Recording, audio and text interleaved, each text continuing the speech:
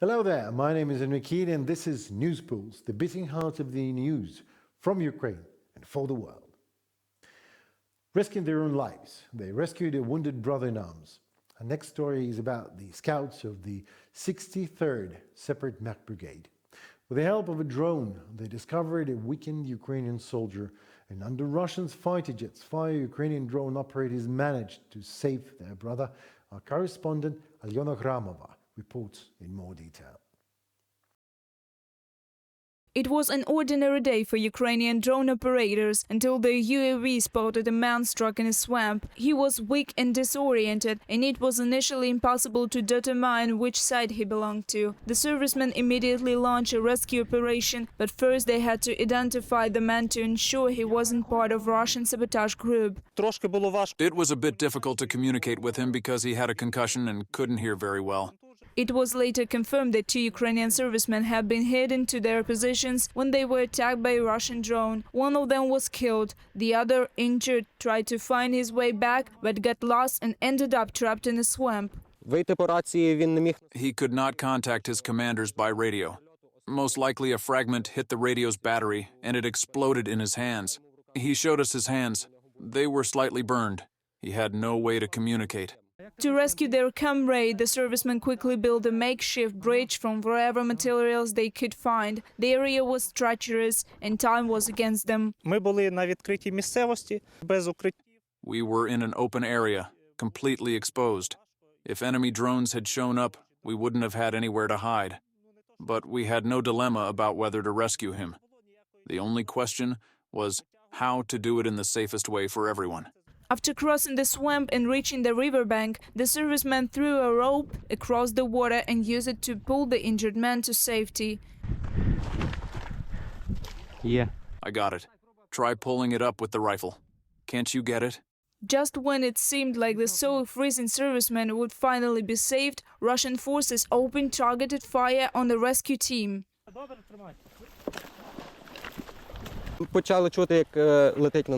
We started to hear a shell flying at us. By the sound of it, it was most likely a KAB. It was very fast, a second or two, because it was flying right at us, and in such cases everything happens quickly. It was something large caliber. If it had landed closer or if the swamp hadn't absorbed part of the blast, I honestly don't believe we would have made it. As it stands, we got out with just a scare.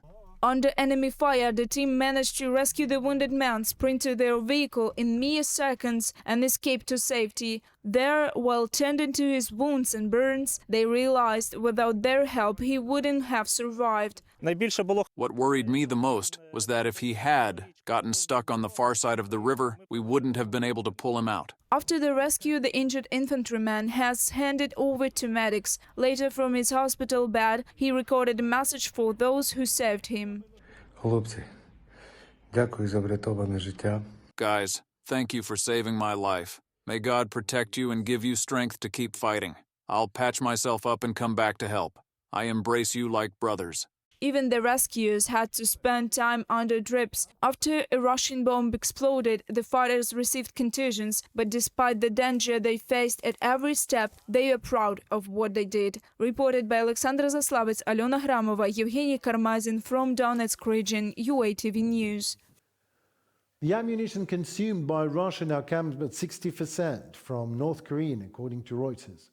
Some units of the Russian army are using exclusively North Korean ammunition. The scale of these supplies has already brought Pyongyang a cash flow of over $20 billion. North Korea is sending not only weapons to Russia, but also soldiers and workers. More on this topic in the episode. Russia may involve North Korean soldiers in a possible offensive on Ukraine's Sumy and Kharkiv regions, according to Ukrainian military intelligence. Despite suffering significant losses, some North Korean troops remain stationed in Russia's Kursk region and may participate in combat operations. A representative of the main Directorate of Intelligence of the Ministry of Defense of Ukraine told Japan's NHK channel that North Korean soldiers have gained practical experience in modern warfare and are now successfully applying it in the field. For instance, they are reportedly capable of executing combat missions independently without direct communication with Russian forces. North Korean fighters have learned to operate drones and electronic warfare systems and are training in the use of Russian weapons and tactics. Unfortunately, we can say they are evolving. North Korean troops are receiving effective combat training. Russia is not only using North Korean citizens in its war against Ukraine, but also as a source of cheap labor, according to the Center of Countering Disinformation of Ukraine under the National Security and Defense Council. Russia plans to use the DPRK military for the war on the territory of Ukraine. But the Russians will manipulate and point out that the DPRK military is fighting on Russian territory according to the Russian constitution, since they have inscribed Ukrainian lands into their constitution. The DPRK military will be in Russian uniform, just like in Kursk. Russia is also actively importing labor from the DPRK, women and men for production, mainly young people from 18 to 25 years old.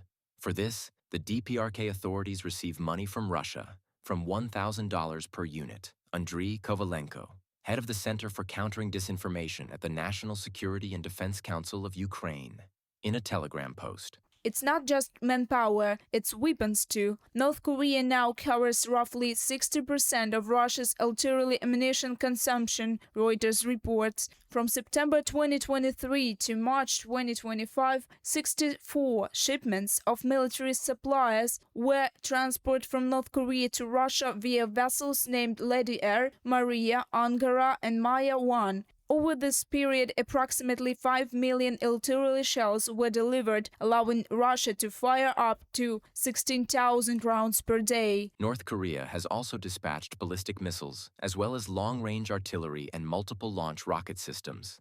Its deliveries represent the most significant direct military aid to Russia's war effort, which has also benefited from Iranian long-range drone technology and close economic support from China. From Reuters' investigation. Some Russian units depend on Pyongyang's supplies for 100% of their supplies. In addition, the DPRK and Russia have improved North Korean missiles that the Russian army launched at Ukraine. Their accuracy is now much improved. North Korea's participation in the Russian Federation's war against Ukraine has already brought Pyongyang more than $20 billion, according to a report by South Korean analytical center KIDA. Ukrainian intelligence believes that thanks to its partnership with Russia, North Korea poses a serious threat not only to Ukraine, but also to the entire Asia-Pacific region. CNN, citing news satellite images, reported that despite UN sanctions, North Korea is building the largest and most modern ship in its fleet, about 140 meters long. Analysts say the pictures show ongoing construction of weapons and other internal systems of the ship, which is likely a guided missile frigate FFG designed to carry missiles in vertical launch tubes for use against targets on land and sea. Analysts also noted the ship seems to be set up to have phased array radar, which can track threats and targets more quickly and accurately than previously displayed North Korean capabilities. From CNN report.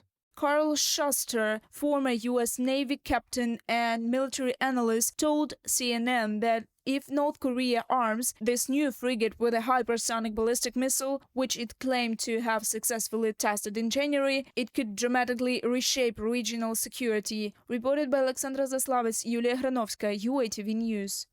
Guess what happens if global oil prices drop? Obviously, Russia's national wealth fund reserves will be depleted within 6 months, a fact acknowledged by the Russian federal government itself. Since the start of the full-scale invasion of Ukraine, Moscow has been channeling funds from the National Wealth Fund to finance the ongoing war. However, since 2022, the fund's liquidity assets have shrunk nearly threefold, from 11 trillion rubles down to just 3.8. Our reporters will explain how Putin's war is causing the collapse of key sectors of the Russian economy. Russia's construction industry is facing a crisis, with the launch of new projects dropping by 23% compared to the previous year, President Vladimir Putin stated during a State Council meeting. Russian companies are experiencing a sharp decline in real estate demand, largely due to the consolidation of preferential mortgage programs and the central bank's decision to raise the key interest rate to 21%. In the absence of loans, developers' sales also plummeted. For example, in the Moscow region, they sold a quarter fewer apartments in new buildings than the year before, and in Nizhny Novgorod, by 40%. In the country as a whole, sales of new apartments decreased by 22%.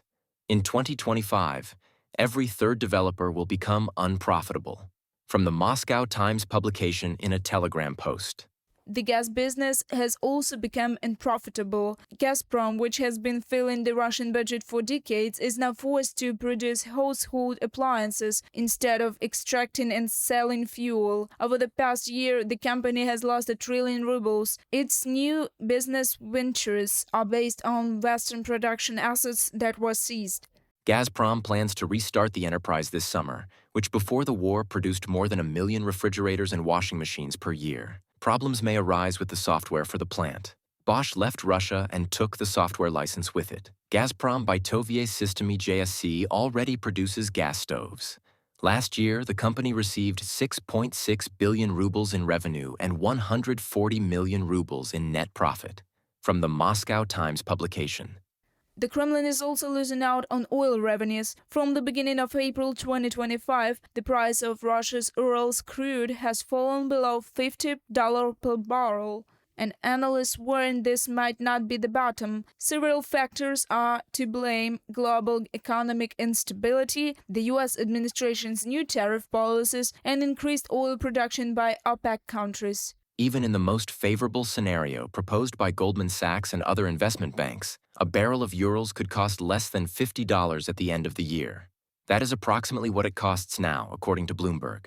At the same time, the Russian budget for 2025 includes oil and gas revenues based on an average Urals price of $69.7 per barrel and an exchange rate of 96.5 rubles per dollar. The Russian authorities, represented by Deputy Finance Minister Vladimir Kolychev, have already announced that there will be no such average price. According to Kolychev, the new benchmark is $60 per barrel of Urals. From Deutsche Welle publication. What we're seeing isn't exactly slow, but it's a steady decay of the Russian economy, a drift into stagflation. The fall in oil prices could tip it all over the edge, and it's clear the Russian leadership is seriously panicking about this. Meanwhile, according to Russia's finance ministry, the federal budget deficit for just the first quarter of 2025 exceeded 2 trillion rubles. Government spending rose by 24.5%, while oil and gas revenues dropped by nearly 10%. April's figures show they're spending like crazy. According to preliminary budget data, the Telegram channel MMI reports that over 230 billion rubles were spent per day in the first 2 weeks of April. That's an astronomical amount. Multiply that by 30, and you're looking at 6 to 7 trillion rubles a month. I don't even know what the total April expenditures will be, but most of this money is being poured into military prepayments.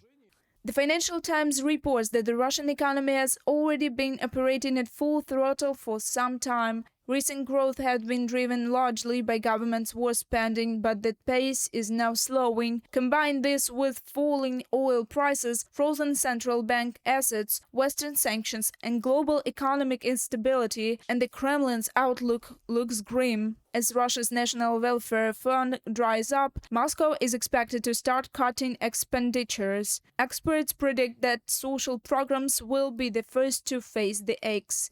Reported by Alexandra Zaslavets, Larissa Petruk, UATV News. Was Henry Keane and News Pulse. Goodbye and see you at the next beat.